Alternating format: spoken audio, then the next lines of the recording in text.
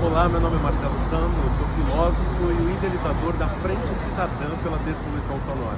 Hoje nós estamos aqui no Brooklyn, bem nessa esquina entre a Santo Amaro e a Morumbi, para falar um pouco sobre esse grande problema de viver nos centros urbanos, que é a poluição sonora, o barulho. Hoje a Organização Mundial da Saúde considera a poluição sonora o segundo fator de risco ambiental mais prejudicial para a saúde humana. Ela está só atrás da poluição do ar e está na frente da poluição da água.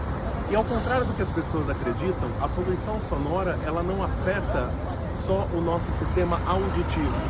Ela principalmente afeta o nosso sistema cardiovascular. Pessoas que estão expostas a níveis intensos de poluição sonora têm mais chance de desenvolver hipertensão arterial, que leva a maior casos de infarto e de derrame, de AVC, que são as duas maiores causas de morte no mundo e no Brasil. Hoje nós estamos expostos a níveis de pressão sonora muito superiores ao que é recomendado pelos órgãos internacionais de saúde. Uma das principais métricas é a questão do ruído de tráfego. Então hoje a Organização Mundial da Saúde considera que ao longo do dia essa exposição acima de 53 decibéis na fachada dos prédios residenciais, onde as pessoas trabalham, onde as pessoas moram, já é suficiente para aumentar o risco de doenças. E quando a gente fala dessas doenças, não são só as cardiovasculares, tem doenças metabólicas causadas pelo ruído. O ruído traz mais chances de desenvolver colesterol alto, diabetes tipo 2, demência senil, ou seja, é algo que afeta a nossa saúde física como um todo.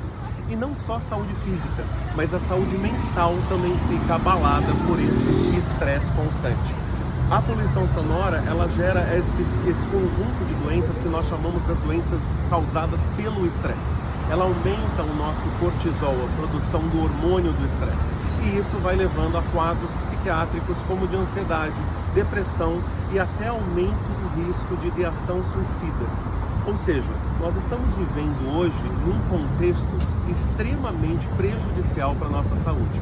Existe a questão do tráfego, mas existem outras fontes de ruído na cidade que vêm atormentando principalmente a vida dos paulistanos. Nós estamos vivendo nos últimos anos na cidade de São Paulo uma epidemia de fontes de ruído. São bares, restaurantes, casas noturnas, eventos feitos em espaços abertos ou semiabertos. Nós temos o barulho industrial, barulho do tráfego, barulho de helicópteros, que aumentou o tráfego de helicópteros na cidade. Nós temos uma série de fontes de ruído para além das questões de vizinhança.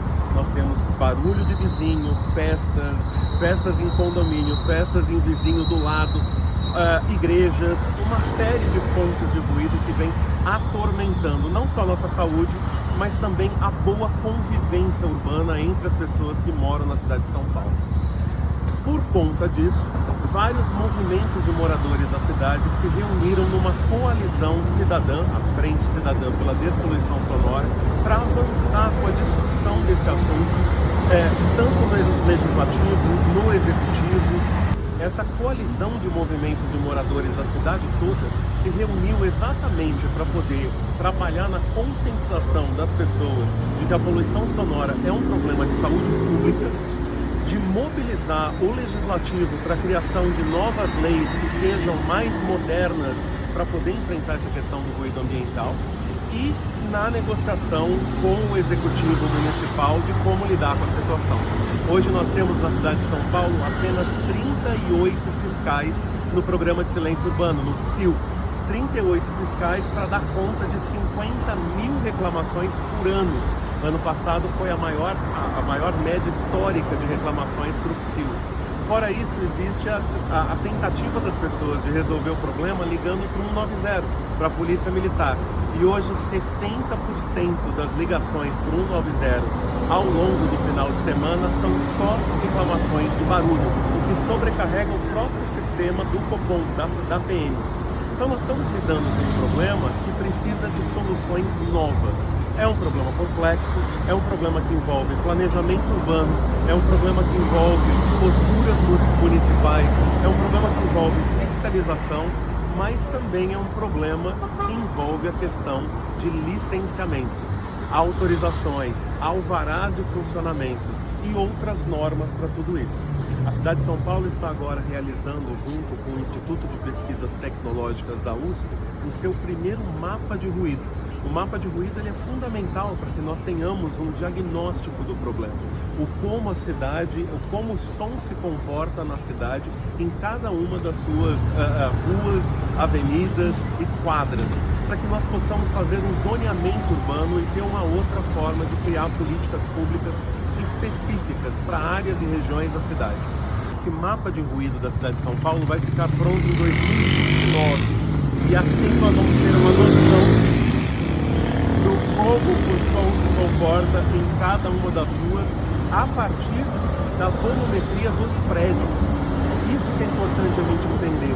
O principal aqui é a gente entender como o som chega na casa das pessoas. Não é na fonte emissora, mas é onde o som está sendo receptado, é onde o som chega. Esse tipo de mapa é muito comum na Europa. A Europa toda faz os seus mapas de ruído e atualiza ele de 5 em 5 anos. Porque sem esse diagnóstico fica difícil fazer política pública específica. Por exemplo, na Espanha, a partir do momento que você sabe que o som numa determinada região passa do limite recomendado de saúde, você pode criar algumas políticas públicas de que, por exemplo, naquela rua não se pode mais abrir nenhum tipo de comércio ou atividade que vai emitir mais som. Isso é importante. Na própria Espanha, você tem algumas soluções de tecnologia, como limitadores de ruído instalados diretamente na caixa de som. Você quer ter uma casa noturna, um bar que vai ter música, você precisa instalar esse equipamento ligado direto na caixa que vai ajustar automaticamente o som para não passar do limite legal. Tem muitas cidades no mundo que fazem o que nós estamos tentando fazer agora aqui na cidade de São Paulo, meio que um smart sampa do som. São sonômetros inteligentes, sensores de decibéis inteligentes, espalhados pela cidade para poder dar alertas automaticamente para a prefeitura do como é que ela pode reagir com isso, né? De atuar de uma forma mais proativa do que sempre de uma forma reativa, de esperar alguém fazer uma reclamação. Então existem soluções do campo tecnológico que podem fazer com que nossas cidades sejam muito mais saudáveis. No Brasil, nós entendemos a questão do ruído a partir de 3 referências. Uma delas é como um crime ambiental.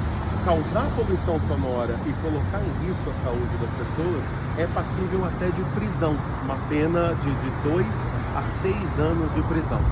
Isso é uma novidade recente de uma decisão do Superior Tribunal de Justiça, o tema repetitivo 1377, de outubro do ano passado, determinou que causar poluição sonora e botar uma comunidade em risco de desenvolver problemas de saúde é crime ambiental passível de prisão. Em outro nível, nós temos a questão da infração administrativa, que é de uma lei municipal de uso e ocupação de solo.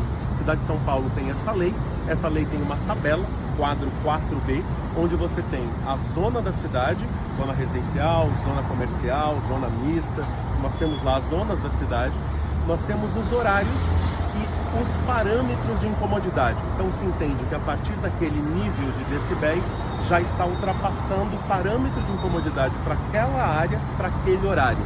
Tem o horário da manhã, o horário da tarde e o horário da noite. Então aquela ideia que antes das 22 horas pode fazer barulho à vontade não é real. Isso é uma confusão que as pessoas fazem com norma de condomínio, de silêncio absoluto depois das 22. Mas não está liberado o barulho e o som na cidade antes das 22. Nós temos uma lei que determina qual é o parâmetro de incomodidade para cada um dos horários. E esse parâmetro de incomodidade é o que recebe na fachada do prédio residencial. Não é o que está saindo da caixa de som do bar, por exemplo. É onde o barulho é percebido, é onde a incomodidade acontece. E um terceiro nível é uma contravenção penal chamada perturbação do sossego. É uma lei de 1941, onde você tem a constatação de uma perturbação sonora que está atrapalhando o descanso ou o trabalho de alguém. E isso também é passível de um processo penal, né? Um processo criminal. Então são basicamente essas 3 frentes. A gente pode entender como algo ambiental, como uma infração administrativa ou como uma contravenção penal. E a Frente Cidadã pela Despoluição Sonora, nesses últimos meses, conseguiu desenvolver, junto com o setor técnico, com a academia, com os vereadores da Câmara Municipal de São Paulo, um projeto de lei instituindo uma política municipal de despoluição sonora para a cidade de São Paulo. Esse é o projeto 123 de 2026, foi protocolado agora em fevereiro desse ano, e é algo que nós vamos tramitar, né? Nós vamos participar da tramitação disso dentro da Câmara Municipal, com bastante expectativa de São Paulo ter uma legislação mais moderna e mais alinhada ao que há de melhor de referência de controle de ruído no mundo. E agora, e no final de abril, nós celebramos no mundo todo o Dia Internacional de Conscientização sobre o Ruído. Sempre cai na última quarta-feira de abril. Esse ano vai cair no dia 29 de abril. No dia 27, que é a segunda-feira, nós vamos realizar na Câmara Municipal de São Paulo a 4ª Conferência Municipal sobre Ruído, Vibração e Perturbação Sonora. Essa conferência vai reunir os 7 vereadores que são coautores do PL 123 de 2026. Nós temos Cris Monteiro, Eliseu Gabriel, Marina Bragante, Renata Falzoni, Nabil Bonduque, Toninho Vespoli e Gabriel Abreu. São 7 vereadores de partidos completamente diferentes, mostrando que essa pauta ela é suprapartidária. É algo que está afetando a população de modo geral. Nessa conferência, nós estamos trazendo para o Brasil o professor Francesco Aleta, uma das autoridades internacionais sobre o tema de ruído, responsável pelo relatório das Nações Unidas sobre como esse problema afeta a nossa saúde, afeta o bem-estar das pessoas dentro de uma cidade, né, na vida urbana. Estão todos convidados a participar, será no dia 27 de abril agora, da 1 da tarde até as 5 da tarde. Entrada gratuita, as inscrições estarão no link dentro do site despoluiçãosonora.org. Sigam a gente também no Instagram e vamos trabalhar por uma cidade mais saudável para todos.